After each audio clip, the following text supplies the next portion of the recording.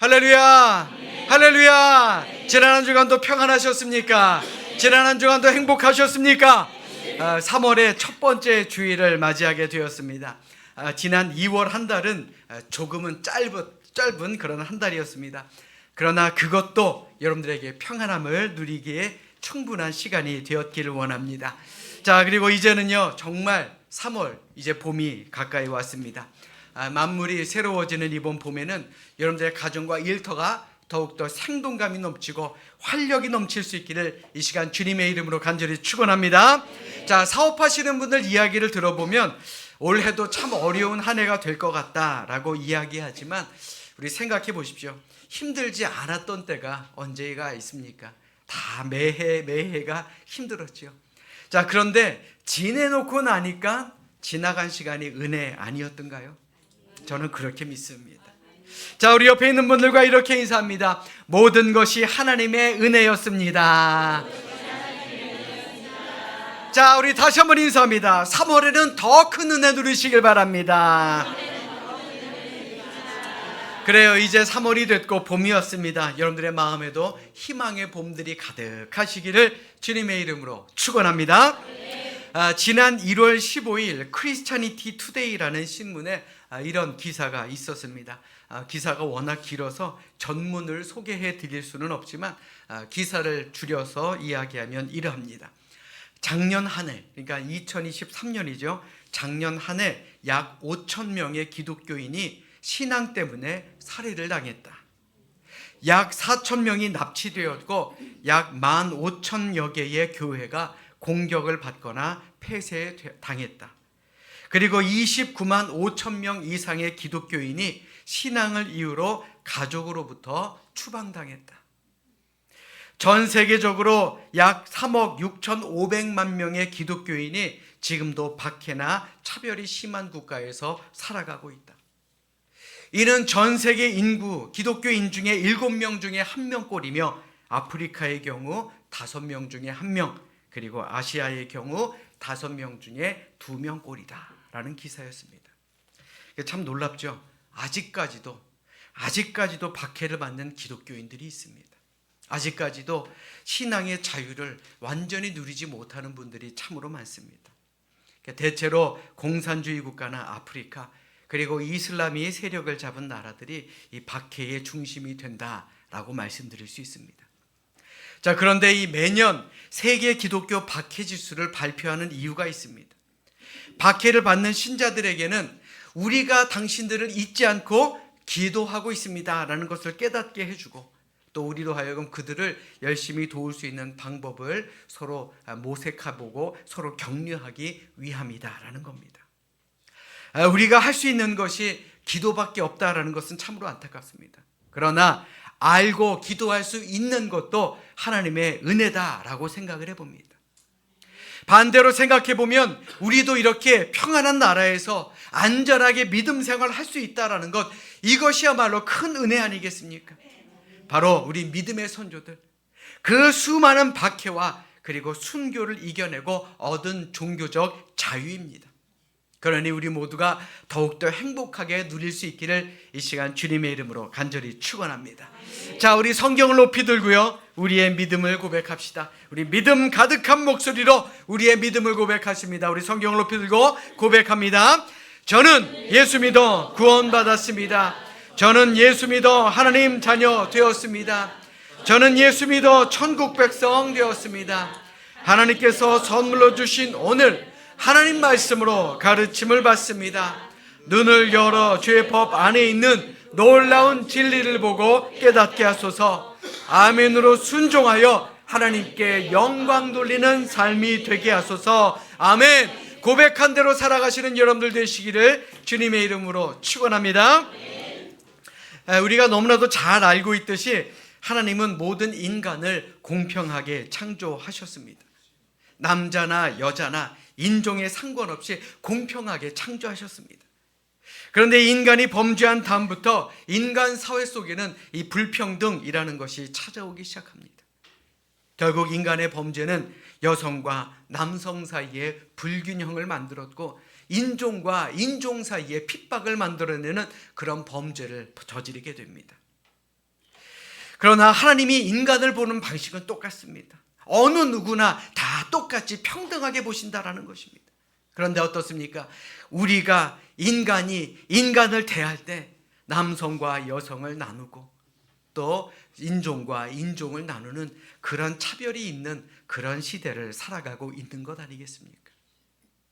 하나님을 잘 안다고 자부하는 유대인들, 랍비들이 드리는 기도에는 이 감사의 기도가 있는데 그 중에 3가지의 감사의 기도가 있었다 그럽니다. 첫 번째 감사의 조건이 무엇이냐? 내가 동물로 태어나지 않고 사람으로 태어나게 하신 것에 감사합니다. 자, 두 번째는요, 내가 이방인으로 태어난 것이 아니라 하나님의 백성인 선택받은 민족 유태인으로 태어나게 하심에 감사를 드립니다. 자, 세 번째 참 재밌습니다. 내가 여자로 태어나지 않고 남자로 태어나게 하심에 감사드립니다. 이런 기도가 실제로 존재했었다라는 것은요, 유대인들의 지도자 랍비조차도 여성에 대한 좋지 않은 시각이 있었다라는 것을 의미하는 것 아니겠습니까? 역사적으로 보면 더 많은 여성들이 많은 피해를 입었다라는 것도 분명 사실입니다. 자, 그런데 오늘 본문에는 이러한 사회적인 통념을 깨고 한 평범한 여성이 하나님께 선택받고 하나님의 위대한 사역자로 세워지는 놀라운 그런 장면이 기록되어 있습니다. 당시는 패역한 시대였습니다. 아주 힘들고 어려운 시대였습니다. 그러나 하나님께서는 한 평범한 여성을 당신의 동역자로 세우시고 그 여성을 통해 이스라엘의 구원의 역사를 이루셨다라는 것입니다. 지난주에도 말씀드렸듯이 우리가 사사기를 보다 보면 하나님께서 그들에게 베풀어 주신 구원의 역사는 계속 쳇바퀴를 도는 것을 우리는 보게 됩니다. 그들은 죄를 짓습니다. 그리고 고통을 당합니다. 하나님께 부르짖어 기도합니다. 그러면 하나님이 들으시고 사사를 세우십니다. 그리고 세상이 좀 평안해지면 어떻습니까? 또다시 죄를 짓습니다. 그게 이스라엘 백성들의 패턴이었죠.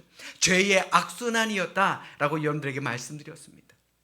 그런데 오늘 본문도 어김없이 그렇게 시작됩니다. 오늘 본문 이전 1절의 말씀을 한번 보십시오. 에훗이 죽으니 이스라엘 자손이 또 여호와의 목전에 악을 행했다라고 성경은 말합니다. 이제는 안 봐도 비디오죠. 그래서 그 결과가 뭡니까? 여호와께서 하솔에서 통치하는 가나안 왕 야빈의 손에 그들을 파셨다. 이것도 안 봐도 비디오입니다. 이스라엘이 고통을 당한 그 이면에는 언제나 똑같이 그들은 하나님을 등지고 철저하게 타락했고 범죄했던 그 사실들이, 그 현실들이 부각되고 있다라는 사실입니다. 그들은 고통을 당해야 그제서야 하나님 앞에 매달려 기도했다라는 것이죠. 어쩌면 그렇게 변하지 않습니까? 자, 여러분들에게 묻겠습니다. 지혜롭다라는 것, 그것이 어디에 있습니까? 내가 아무리 똑똑하고 능력이 있다 할지라도 우리는 하나님보다 지혜로운 그런 존재가 아닙니다. 그러니 하나님을 온전히 의지하고 하나님께 우리의 모든 삶을 맡길 때 하나님께서 분명 우리의 길을 인도해 주시지 않겠느냐라는 겁니다. 이스라엘 백성들이 고통을 당하는 이유, 계속해서 반복해서 고통을 당하는 이유가 무엇이었겠습니까? 그들의 어리석음은 하나님 앞에 무릎 꿇지 않았다는 거예요. 내가 좋은 것, 나 잘난 것, 그런 것만 하고자 원했기 때문에 그들은 하나님 앞에 기도하지 않았습니다. 그리고 그 기도하지 않았던 현장에서부터 그들의 고통이 시작된 것 아니겠습니까? 그러나 그들은 부르짖어 기도합니다. 그리고 자비로우신 하나님은 참으로 안타깝게도 그들의 기도를 또 들어주십니다. 바로 드보라라는 여인을 통해 말입니다. 우리가 성경의 말씀을 보면 오늘날과 같이 많은 여성들의 스토리가 기록되어 있는 그런 책은 아닙니다. 그럼에도 놀라운 일을 이루는 데 있어서 하나님은 그 당시 사람들의 고정관념을 깨뜨리시기도 하셨다라는 것입니다. 우리는 흔히 이런 생각을 하죠. 야, 하나님이 쓰시는 분, 하나님이 크게 들어 쓰시는 분들은 좀 배운 사람일 거다. 하나님이 크게 들어 쓰시는 사람은 나이 든 사람보다 젊은 사람일 것이다. 하나님이 사용하는 분은 좀 능력 있고 좀 가진 것도 많은 그런 사람이지 않겠느냐라는 생각도 합니다. 자, 그런데 여러분들 잘 들으십시오. 하나님이 들어 쓰시는 사람은 어떤 사람이냐? 하나님은 남자를 들어 쓰시지 않습니다. 그렇다고 해서 여자를 들어 쓰시는 것도 아닙니다. 부자를 들어 쓰시는 것도 아니고 많이 배웠다고 들어 쓰시는 것 아닙니다. 그렇다면 누구를 들어 쓰시느냐? 하나님을 바라보는 사람을 들어 쓰신다라는 겁니다. 아멘.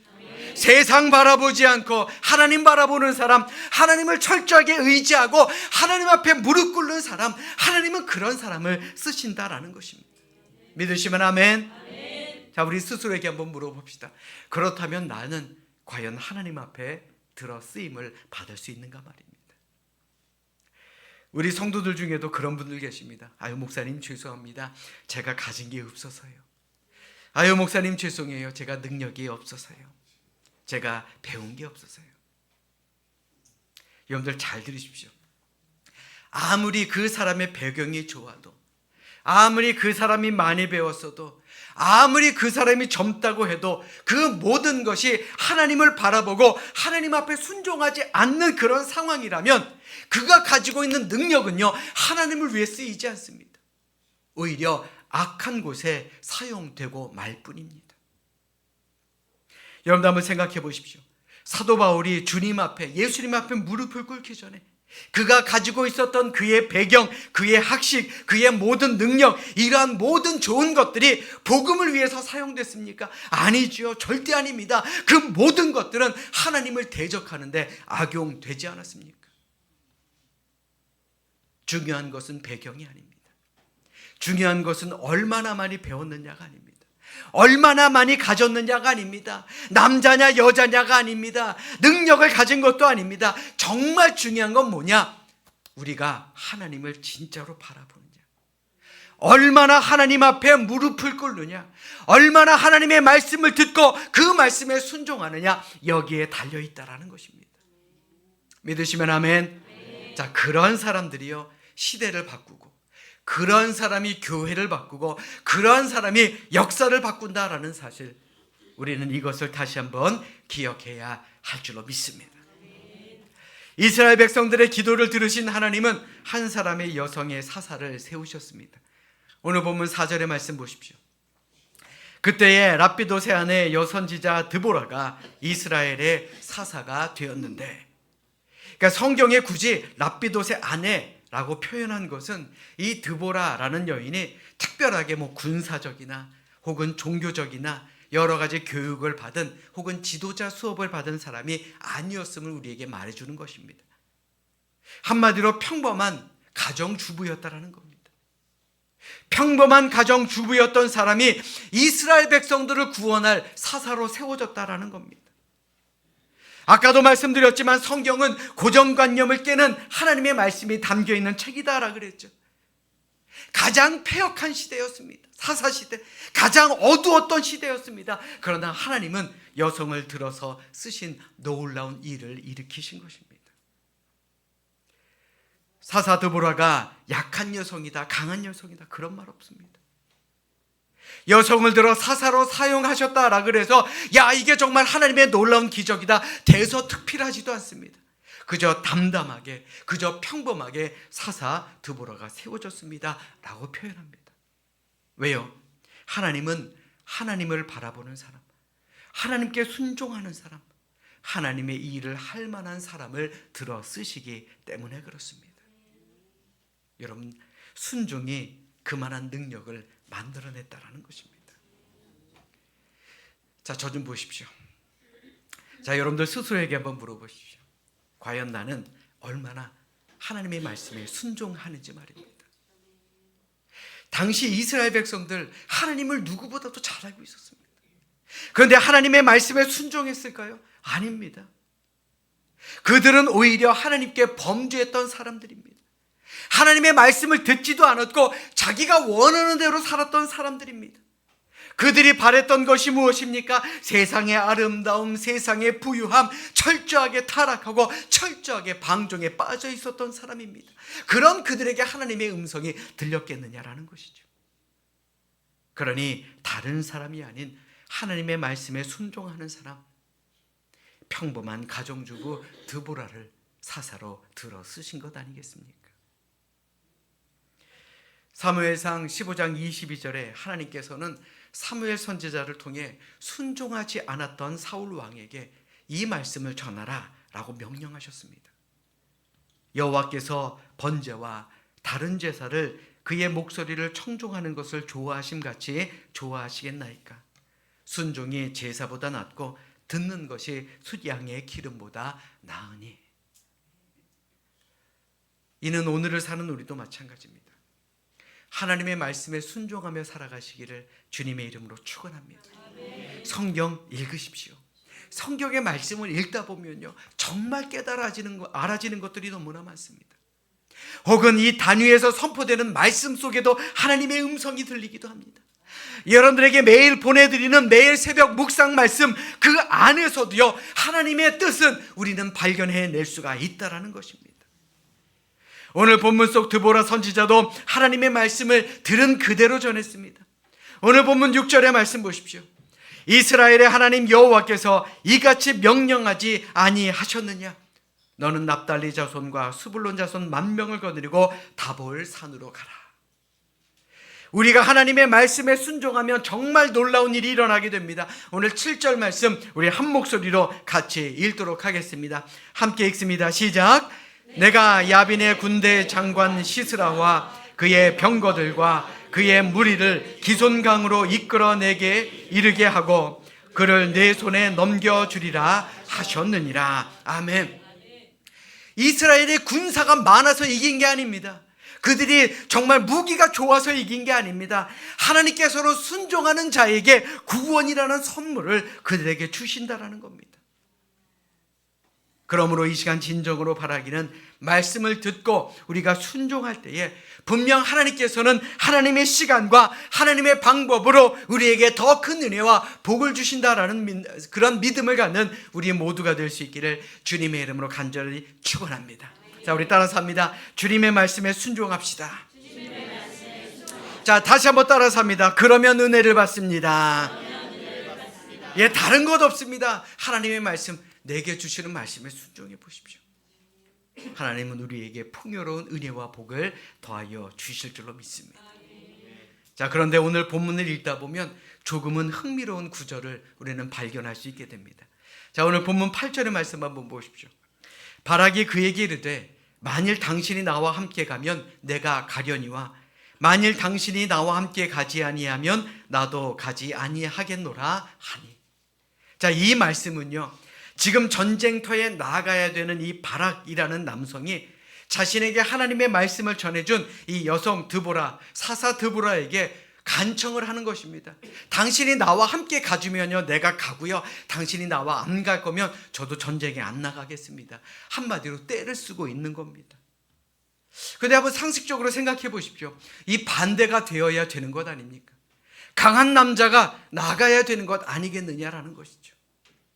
그런데 바락은 오히려 반대로 드보라에게 자신과 함께 해달라라고 겁장이와 같은 모습을 보이곤 있습니다.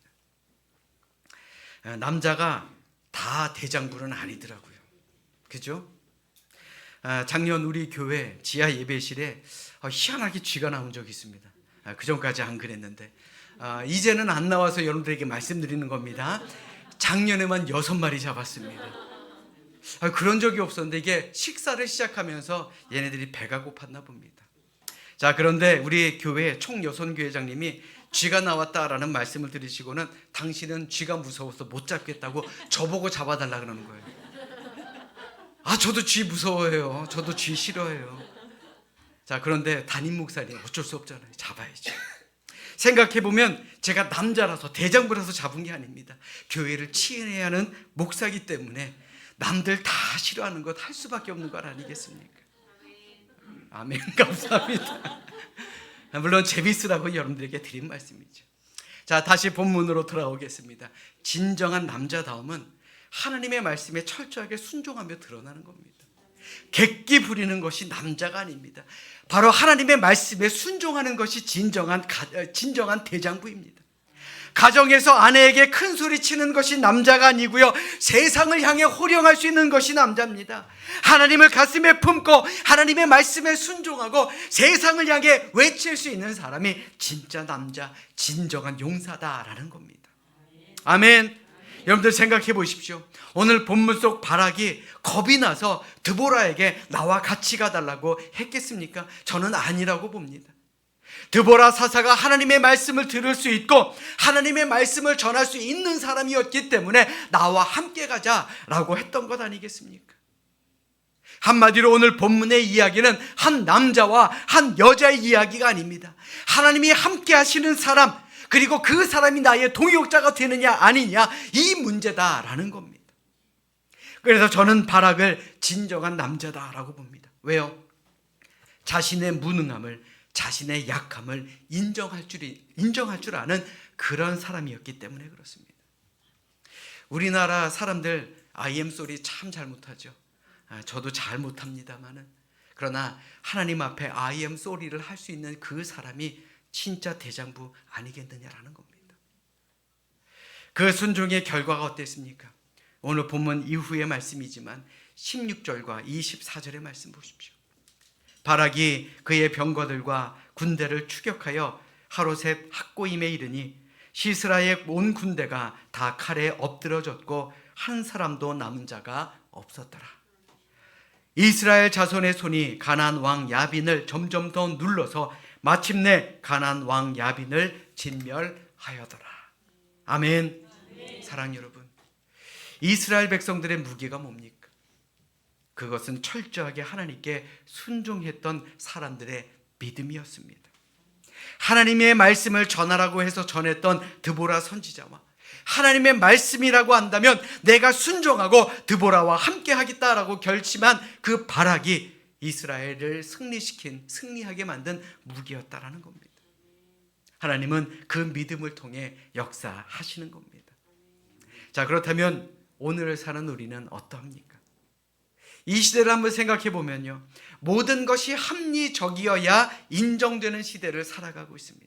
내 지식으로 인정이 되어야 되고요, 내 경험으로 인정이 되어야 됩니다. 뿐만 아니라 모든 것이 과학적으로, 모든 것이 합리적으로 판단되어야 움직이는 세상입니다.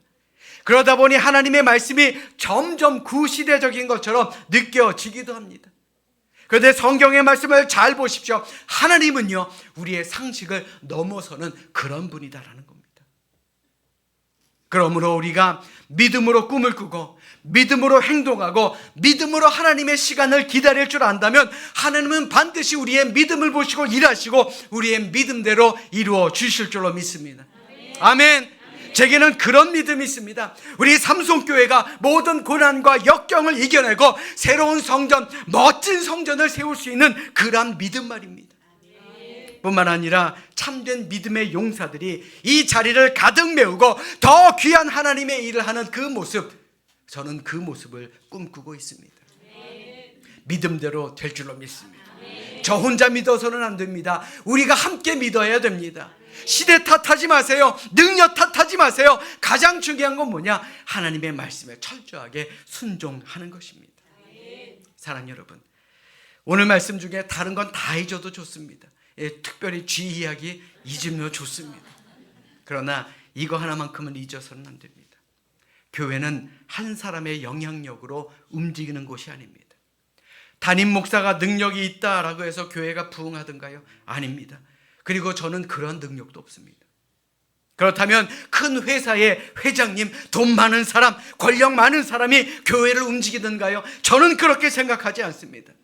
교회는 하나님께 순종하는 사람을 통해 하나님의 뜻을 이루는 곳임을 다시 한번 기억하시기를 주님의 이름으로 축원합니다.